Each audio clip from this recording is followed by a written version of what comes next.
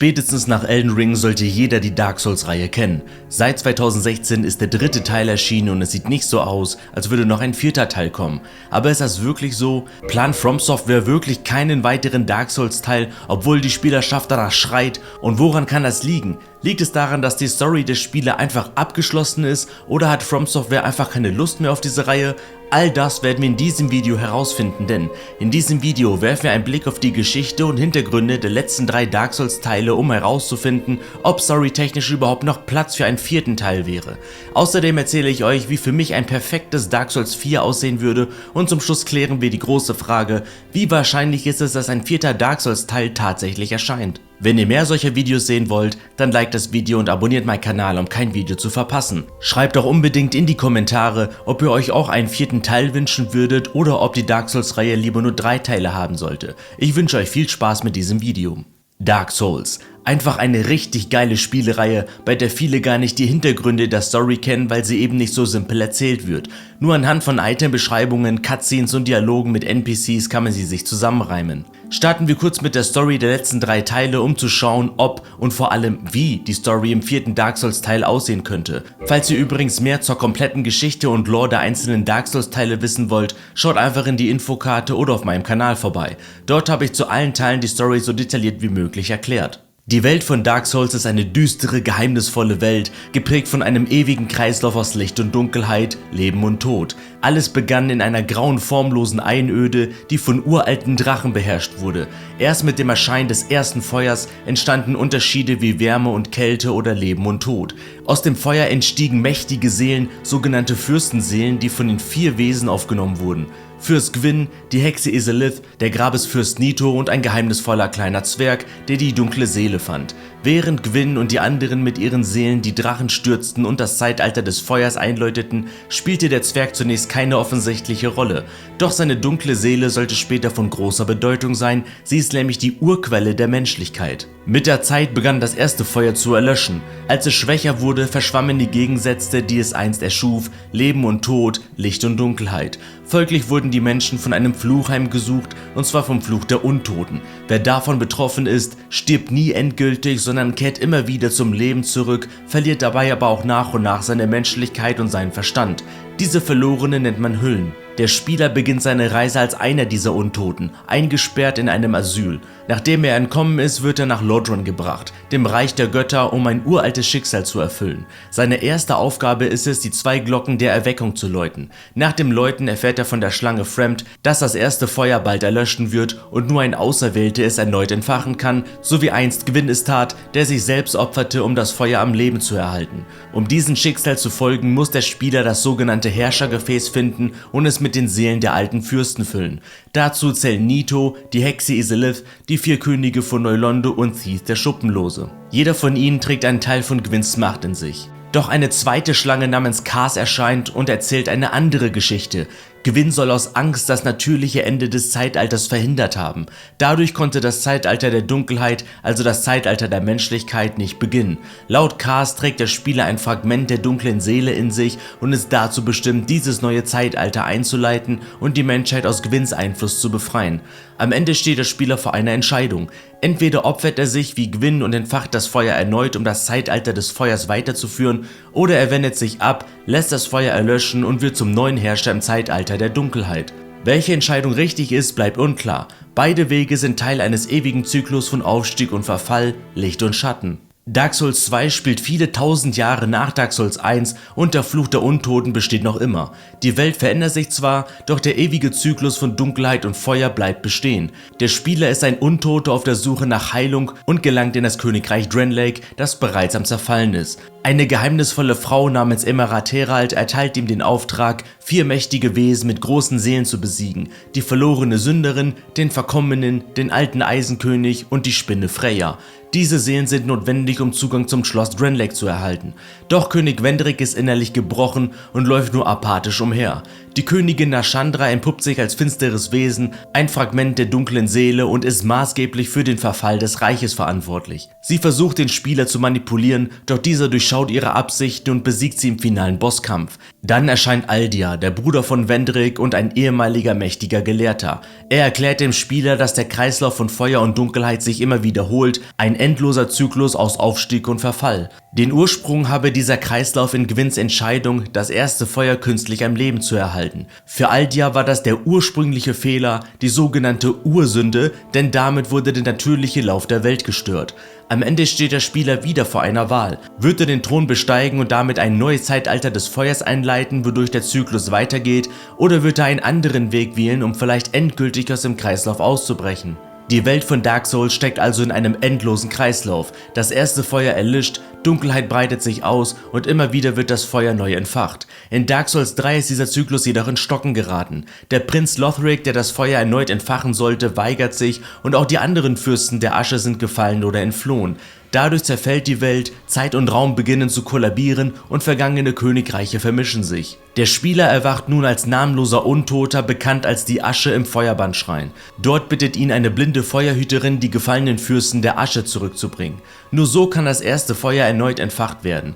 Die Fürsten Aldrich, Norm, die Abgrundwächter und Prinz Lothric sind jedoch entweder verdorben oder haben sich vom Feuer abgewandt. Der Spieler muss sie alle besiegen, um ihre Asche zum Schrein zurückzubringen.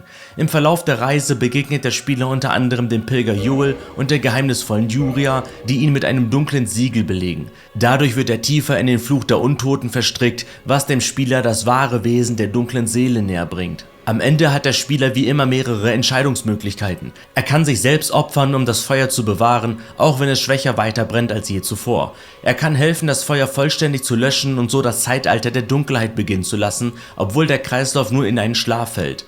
Weiterhin kann er die Feuerhüterin töten und das Feuer ganz für sich allein beanspruchen. Oder er eignet sich das Feuer selbst an und schafft damit den Anfang eines neuen, noch ungewissen Zeitalters. In den DLCs reist der Spieler in eine verfallene Welt am Ende aller Zeiten. Dort begegnet er dem Ritter Gael, der nach dem letzten Fragment der dunklen Seele sucht. Diese Reise führt schließlich zum Abschluss der Geschichte der dunklen Seele. Dark Souls 3 endet mit der grundlegenden Frage, ob der Spieler das Feuer wieder neu entfachen, die Dunkelheit annehmen oder einen neuen, unbekannten Weg einschlagen will. Denn im Zeitraum der Geschichte steht nicht nur der Sieg, sondern das Ausharren im nie endenden Kreislauf von Licht, Dunkelheit und Zerfall. Doch wie würde die Story in Dark Souls 4 weitergehen und Sinn ergeben? Hier wäre meine Vision. Viele Jahre nach den Ereignissen von Dark Souls 3 ist die Welt tief erschüttert. Das erste Feuer, das seit Urzeiten das Zeitalter des Lichts und der Dunkelheit in einem ewigen Kreislauf hält, steht kurz vor dem endgültigen Erlöschen. Die Realität selbst ist verzerrt, Fragmente längst vergangener Königreiche wie Lordran, Drangleic oder Lothric sind zu einer zerbrochenen Welt verschmolzen. Zeit und Raum verlieren ihre Bedeutung und das Ende des Zyklus scheint nah. In dieser zerfallenen Welt erwacht der Spieler nicht als Untoter, sondern als ein Zersplitterter. Er ist ein Wesen, das Fragmente aus verschiedenen Zeiten und Welten in sich trägt, darunter aus den Epochen von Lordran, Drangleic und Lothric. Der Spieler ist also nicht länger ein Untoter, der das Feuer neu entfachen oder auslöschen soll. Stattdessen steht er vor einer weit größeren Aufgabe. Er soll den ewigen Kreislauf von Feuer und Dunkelheit durchbrechen und aus den zerbrochenen Überresten der alten Welten eine neue Ordnung erschaffen. Eine Welt, die frei vom endlosen Leiden und Verfall ist, das den Zyklus bisher bestimmt hat. Dabei geht es nicht nur um das Ende eines Zeitalters, sondern um den Beginn eines völlig neuen Kapitels für die Menschheit und der Welt.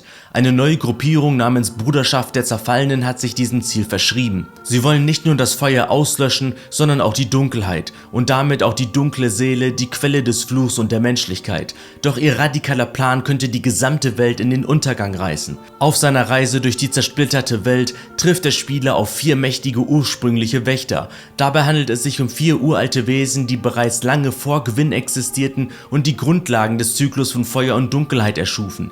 Jeder dieser 4 Wächter verkörpert einen Teil dieses Kreislaufs und ihre Überreste tragen eine Kraft in sich, mit der der Spieler das Gleichgewicht der Welt möglicherweise neu einordnen kann. Während der Spieler sich durch Erinnerungen und Schatten vergangener Zeitepochen kämpft, wird immer deutlicher, dass die Grenzen zwischen Licht und Dunkelheit, zwischen Vergangenheit und Gegenwart zunehmend verschwimmen. Der Spieler erfährt immer mehr über zentrale Figuren wie Gwyn, Nashandra, Aldia und alle anderen, deren Entscheidungen den endlosen Zyklus überhaupt erst möglich machten. Am Ende seiner Reise steht der Spieler vor einer letzten folgeschweren Entscheidung. 3 mögliche Enden formen sich aus dem Schicksal der zersplitterten Welt. Erstes Ende, das Ende der Trennung, eine vereinte Welt. Der Spieler nutzt die Macht der 4 ursprünglichen Wächter, um die Fragmente aus Lordran, Drangleic und Lothric zu verschmelzen. Aus Chaos entsteht Ordnung. Vergangenheit, Gegenwart und Zukunft fließen in eine neue zusammenhängende Welt über. Dieses dritte Zeitalter liegt jenseits von Feuer und Dunkelheit. Es ist weder dem Licht noch dem Schatten unterworfen, sondern strebt nach einem dauerhaften Gleichgewicht. Der Zyklus wird neu gestaltet, aber nicht zerstört. Eine fragile Hoffnung auf Frieden entsteht. Zweites Ende, das Ende aller Dinge, der Bruch des Zyklus. Der Spieler entscheidet sich, die Grundlagen des Kreislaufs vollständig zu zerstören. Er opfert das Vermächtnis von Feuer und Dunkelheit, vernichtet die Überreste der ursprünglichen Wächter und lässt auch die dunkle Seele erlöschen. Dadurch endet der Fluch, doch auch die Menschlichkeit, wie man sie kannte, vergeht. Die Welt stürzt in eine Leere, eine stille, zeitlose Existenz ohne Ordnung, ohne Leben, ohne Schmerz, aber auch ohne Hoffnung. Der Kreislauf ist gebrochen, vielleicht für immer. Und schließlich das dritte Ende, der Neubeginn. Der Spieler wird selbst zum Ursprung. Der Spieler nimmt die Macht aller Fragmente in sich auf und wird selbst zum Kern einer neuen Realität. Er wird nicht Herrscher, sondern ein Prinzip, ein neuer Ursprung, aus dem sich ein neuer, unbekannter Zyklus entfaltet. Weder Feuer noch Dunkelheit bestimmen diesen Anfang, sondern etwas Neues, das jenseits aller bisherigen Ordnungen liegt. Die Welt beginnt sich um diesen Kern zu formen und niemand weiß, wohin dieser Weg führen wird. Doch wieso sollte überhaupt ein Dark Souls 4 erscheinen? Naja, allein aus wirtschaftlicher Sicht wäre ein Dark Souls 4 ein absolut logischer Schritt, denn die Nachfrage durch die Fanbase ist riesig. Gerade durch den Mega-Erfolg von Elden Ring ist das gesamte Souls-like-Genre nochmal deutlich stärker ins Rampenlicht gerückt. Millionen neuer Spielerinnen und Spieler haben durch Elden Ring überhaupt erst entdeckt, wie faszinierend diese düstere, kryptische Art von Spiel sein kann, und viele von ihnen greifen danach direkt zu älteren Titeln, darunter auch Dark Souls. Die Souls-Community wächst stetig und in Foren, auf YouTube oder in Reddit-Beiträgen liest man immer wieder, wann kommt endlich Dark Souls 4? Der Wunsch der Fans ist da und das laut und deutlich. Die Verkaufszahlen aller bisherigen Teile sprechen ebenfalls für sich. Dark Souls 3 war bis zum Release das am schnellsten verkaufte Spiel von Bandai Namco, bis es später von Elden Ring übertroffen wurde. Die Marke ist also lebendiger denn je. Aus Sicht von Fans, Marktinteresse und kommerziellem Potenzial gäbe es eigentlich keinen besseren Zeitpunkt für ein Comeback der Reihe als jetzt. Und sollte tatsächlich ein 4. Teil von Dark Souls erscheinen, stellt sich unweigerlich die Frage, wie die Spielmechaniken und Gameplay-Elemente aussehen würden. Das Ziel eines neuen Nachfolgers ist es immer, den vorherigen Teil zu übertreffen, sich dabei aber dennoch nicht zu stark zu unterscheiden, damit sich der Spieler weiterhin mit der Reihe identifizieren kann. Ich habe mir dazu ein paar Gedanken gemacht. Hier sind jetzt meine Wünsche und Vorschläge für Dark Souls 4. Starten wir erstmal mit den grundlegenden Dingen, bevor wir ins Eingemachte gehen. Es gibt ein paar Life-Changer, die Dark Souls 4 auf jeden Fall nicht vergessen darf. Ganz oben auf der Liste ist das schnelle Reisen von Anfang an. Man sollte sich direkt zu jedem entdeckten Bonfire teleportieren können, genauso wie in Dark Souls 3. Das spart einfach unnötige Laufwege und damit auch Zeit. Und apropos Zeit sparen, eine der besten Ideen aus Elden Ring war definitiv die Marika-Statue direkt vor den Bossen, bei der man nach dem Tod sofort wieder spawnen kann. Dieses Feature gehört ebenfalls in Dark Souls 4 eingebaut, damit man sich nicht jedes Mal durch ein halbes Gebiet prügeln muss, nur um beim Boss direkt wieder zu sterben. Das Spiel bleibt trotzdem herausfordernd, weil man den Boss dann sogar noch einen Ticken schwerer gestalten kann, wenn man halt direkt davor spawnt. Und erinnert ihr euch noch an die ikonischen Dark Souls Charaktere, Solaire und der legendäre Zwiebelritter? Sie sollten definitiv wieder back sein. Natürlich wäre es lore-technisch schwierig, wenn plötzlich die beiden wieder einfach so auftauchen. Schließlich soll Dark Souls 4 viele tausend Jahre nach den ursprünglichen Ereignissen spielen, auch wenn der Spieler durch Erinnerungen durch die Zeit reist. Aber wie krass wäre es bitte, wenn wir auf die Nachfahren dieser ikonischen Figuren treffen würden? Vielleicht ein 100-facher Urenkel vom Zwiebelritter und Solaire, die jeweils von den echten Charakteren Geschichten gehört haben. Das wäre ja mal richtig sick und würden Fans einen echten Nostalgie-Kick geben. Neben bekannten Persönlichkeiten darf es natürlich auch nicht an klassischen Waffen und Ringen fehlen, aber bitte nicht nur recyceln. Es wäre großartig, wenn es neben dem altbekannten Arsenal auch völlig neue Arten von Waffen und Magiesystemen gäbe, die wir bisher noch nie gesehen haben. Genau das würde den Reiz ausmachen. Altbewährtes trifft auf Innovation.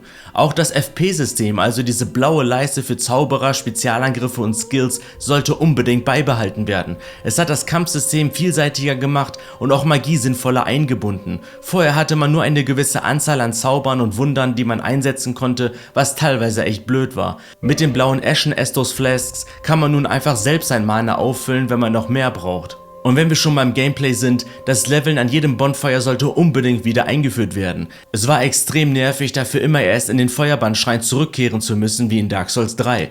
Klar, der Feuerbahnschrein war sehr cool, aber wenn man einfach nur kurz leveln möchte, sollte man das an jedem Bonfire machen können. Was noch ganz wichtig ist, bitte keine Open World. Dark Souls war nie dafür gemacht und es ist auch nicht die Identität der Spielereihe. Das Leveldesign lebt von cleveren Verbindungen, kompakten Wegen und den Aha-Momenten, wenn man plötzlich einen Shortcut entdeckt. Eine riesige offene Welt wie in Elden Ring wäre für Dark Souls 4 einfach falsch. Das Spiel sollte wie die vorherigen Dark Souls Teile sein. Linear, aber verwoben, eben wie das Leveldesign in Dark Souls 1.